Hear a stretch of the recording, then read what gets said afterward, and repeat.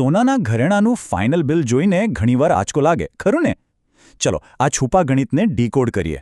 શું ખરેખર એક જ ઘરેણા પર છુપી રીતે બે વાર ટેક્સ વસૂલાય છે? આ બહુ મોટો સવાલ છે.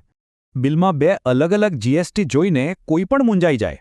અચાનક જ રકમ મોટી લાગવા માંડે. ચાલો આને સિમ્પલ બનાવીએ.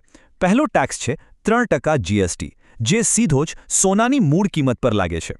ધારો કે 1 લાખ રૂપિયાનું સોનું ખરીદાયું તો તેના પર બરાબર 3000 રૂપિયાનો જીએસટી લાગશે. હવે અસલી ટ્વિસ્ટ અહીં છે. બીજો 5% જીએસટી ટેક્સ ફક્ત મેકિંગ ચાર્જ પર જ લાગે છે. મેકિંગ ચાર્જ એટલે કારીગરની મહેનત. સરકાર આને એક સર્વિસ માને છે, એટલે તેના પર અલગથી ટેક્સ વસૂલે છે. માનો કે 20,000 રૂપિયા મેકિંગ ચાર્જ છે, તો તેમાં બીજા 1,000 રૂપિયા સર્વિસ ટેક્સ તરીકે ઉમેરાશે. સોનાની કિંમત અને મેકિંગ ચાર્જ બંનેનું આ અલગ અલગ ગણિત ભેગું થઈને ફાઇનલ બિલ કેવી રીતે બને છે, જુઓ. તો શું આ બે અલગ ચાર્જેસનો મતલબ એવો થાય કે ખરેખર ડબલ ટેક્સ ચૂકવાઈ રહ્યો છે? બિલકુલ નહીં. આ ડબલ ટેક્સ નથી. એક ટેક્સ સોનાના સામાન પર છે અને બીજો કારીગરીની સેવા પર છે. જૂના ઘરેણાં અપગ્રેડ કરતી વખતે આ ટેક્સનો બોજ કાયદેસર રીતે કેવી રીતે ઘટાડી શકાય? ચાલો એક સ્માર્ટ ટ્રીક જાણીએ.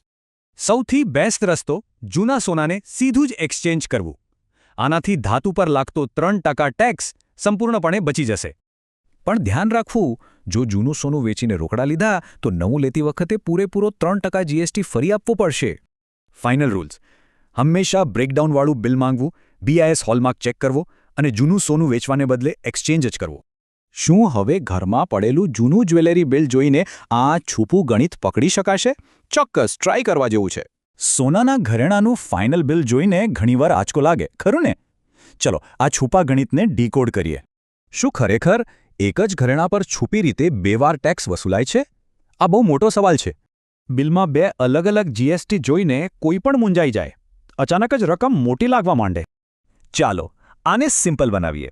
પહેલો ટેક્સ છે 3% જીએસટી, જે સીધો જ સોનાની મૂળ કિંમત પર લાગે છે. ધારો કે 1 લાખ રૂપિયાનું સોનું ખરીદાયું તો તેના પર બરાબર 3000 રૂપિયાનો જીએસટી લાગશે. હવે અસલી ટ્વિસ્ટ અહીં છે. બીજો 5% જીએસટી ટેક્સ ફક્ત મેકિંગ ચાર્જ પર જ લાગે છે. મેકિંગ ચાર્જ એટલે કારીગરની મહેનત. સરકાર આને એક સર્વિસ માને છે, એટલે તેના પર અલગથી ટેક્સ વસૂલે છે. માનો કે 20,000 રૂપિયા મેકિંગ ચાર્જ છે, તો તેમાં બીજા 1,000 રૂપિયા સર્વિસ ટેક્સ તરીકે ઉમેરાશે. સોનાની કિંમત અને મેકિંગ ચાર્જ બંનેનું આ અલગ અલગ ગણિત ભેગું થઈને ફાઇનલ બિલ કેવી રીતે બને છે, જુઓ. તો શું આ બે અલગ ચાર્જેસનો મતલબ એવો થાય કે ખરેખર ડબલ ટેક્સ ચૂકવાઈ રહ્યો છે? બિલકુલ નહીં. આ ડબલ ટેક્સ નથી. એક ટેક્સ સોનાના સામાન પર છે અને બીજો કારીગરીની સેવા પર છે. જૂના ઘરેણાં અપગ્રેડ કરતી વખતે આ ટેક્સનો બોજ કાયદેસર રીતે કેવી રીતે ઘટાડી શકાય? ચાલો એક સ્માર્ટ ટ્રીક જાણીએ. સૌથી બેસ્ટ રસ્તો જૂના સોનાને સીધું જ એક્સચેન્જ કરવું. આનાથી ધાતુ પર લાગતો 3% ટેક્સ સંપૂર્ણપણે બચી જશે. પણ ધ્યાન રાખવું, જો જૂનું સોનું વેચીને રોકડા લીધા તો નવું લેતી વખતે પૂરેપૂરો 3% જીએસટી ફરી આપવો પડશે.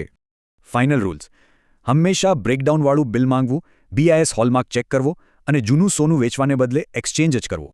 શું હવે ઘરમાં પડેલું જૂનું જ્વેલરી બિલ જોઈને આ છુપું ગણિત પકડી શકાશે?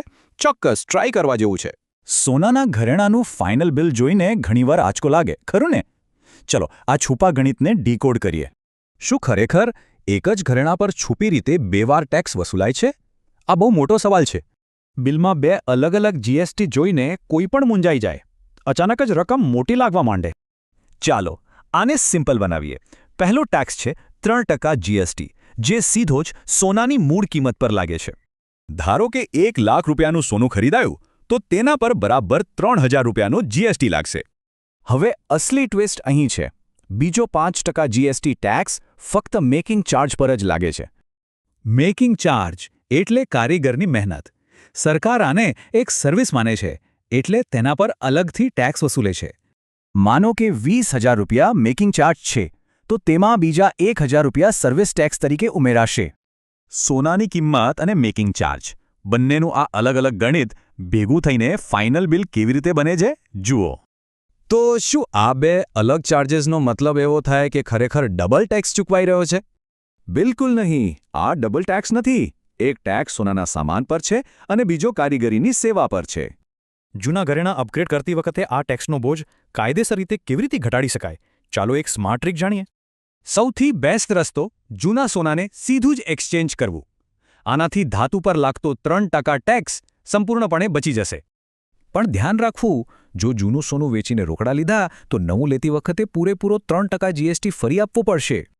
ફાઇનલ રૂલ્સ: હંમેશા બ્રેકડાઉનવાળું બિલ માંગવું, BIS હોલમાર્ક ચેક કરવો અને જૂનું સોનું વેચવાને બદલે એક્સચેન્જ જ કરવો. શું હવે ઘરમાં પડેલું જૂનું જ્વેલરી બિલ જોઈને આ છૂપું ગણિત પકડી શકાશે? ચોક્કસ ટ્રાય કરવા જેવું છે.